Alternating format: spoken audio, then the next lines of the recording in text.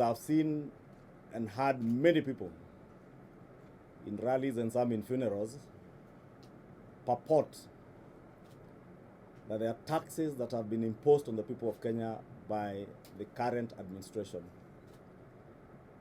And as you are all aware, and the nation is aware, that imposition of taxes is usually done through the finance bill. And Kenyans are aware that the current administration, and indeed the 13th Parliament, has not had an opportunity to consider any amendment to the finance bill of 2022 that was done by the former regime. Neither has any finance bill been processed by the 13th Assembly, or indeed the William Ruto administration since taking office.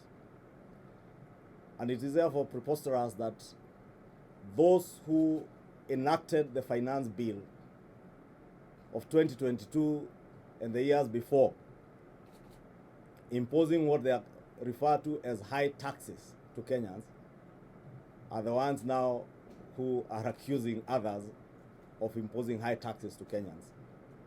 Therefore, I want to confirm to you and to the country that there has been no tax, any tax-related bill processed, neither by this administration, the William Ruto administration, nor the 13th Parliament, which took office late last year.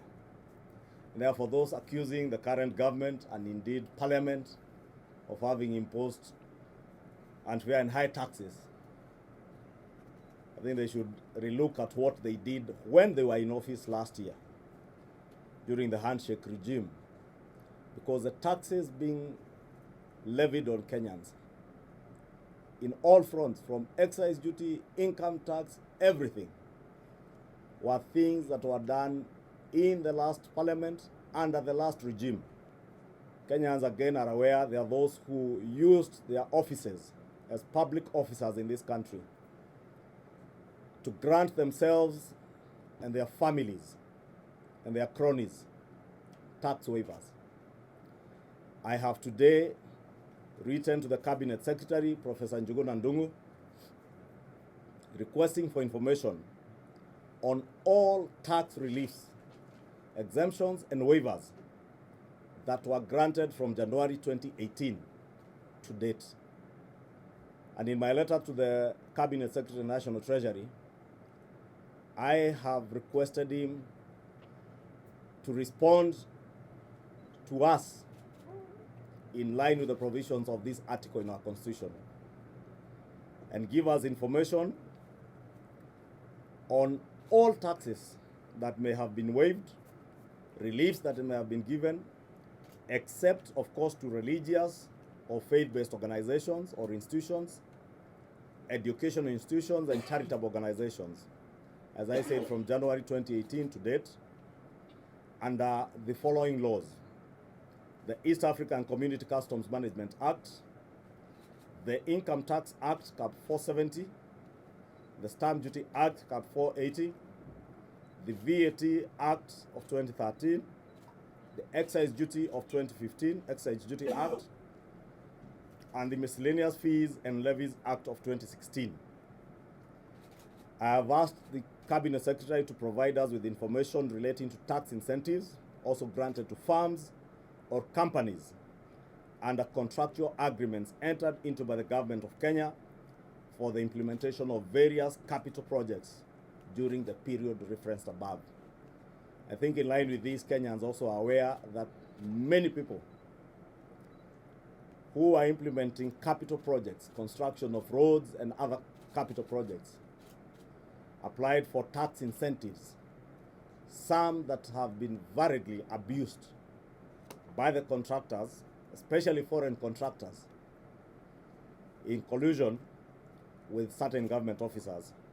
In my letter, I've also asked for information that will give us the list of all the individuals, companies, as I said, firms or institutions that were granted the tax reliefs, exemptions or waivers, in line again with the provisions of the Constitution, the circumstances or grounds upon which such relief, exemption, or waiver was granted, and the amount of tax that such persons, companies, or institutions were obligated to pay had the relief, waiver, or exemption not been granted, so that Kenyans can know who were the beneficiaries of any tax reliefs, tax exemptions, or tax waivers, and to what quantum, and how much would they have paid had those waivers, reliefs, or exemptions not been granted over that period that I have mentioned. Therefore, we have given the Cabinet Secretary a period of 14 days to furnish my office for further processing before the National Assembly, because as you are aware, the National Assembly is a house that carries the power of the purse and appropriates expenditure, and also passes legislation relating to taxation, and even such waivers ought to have been reported to Parliament. And as I said, there also ought to be a record that is kept and furnished to the Auditor General. A casual look at what has been given to Parliament from the Auditor General's office indicates that it is not all waivers, exemptions, and reliefs that were granted over this period were communicated to the Office of the Auditor General. We are simply exercising our mandate to ensure that taxes are paid by all Kenyans.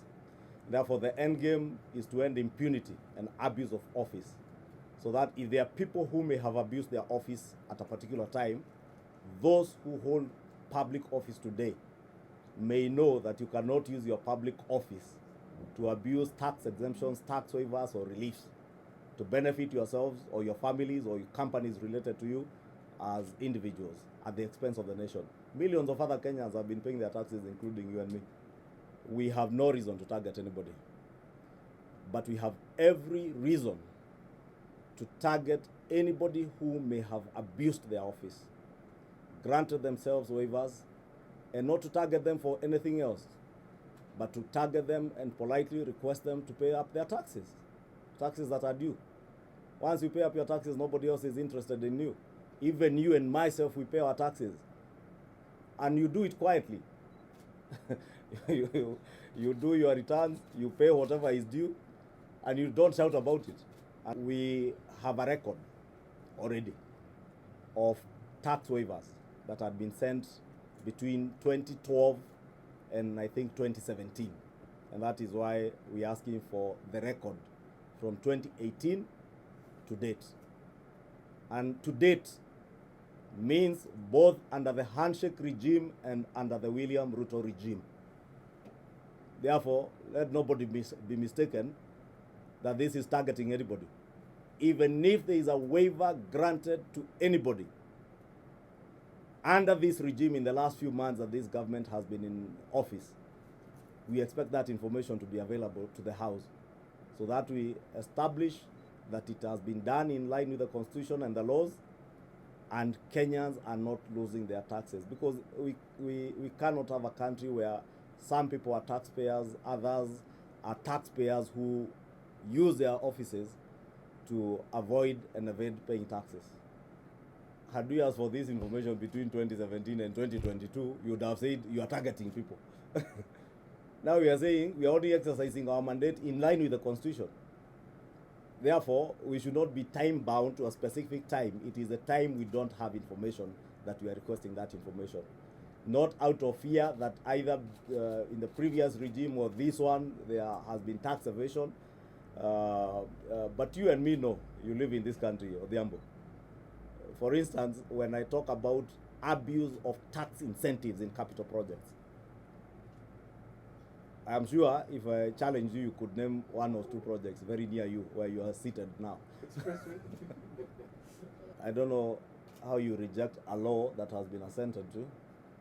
All ODM members of Parliament were in the House when the IEBC Amendment Bill was passed by the House. They sat in the Senate when it was passed by the Senate.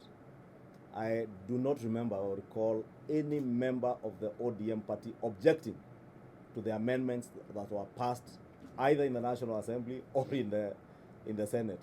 Neither were there these proposals that whoever you are saying is making proposals for county-based electoral commissions.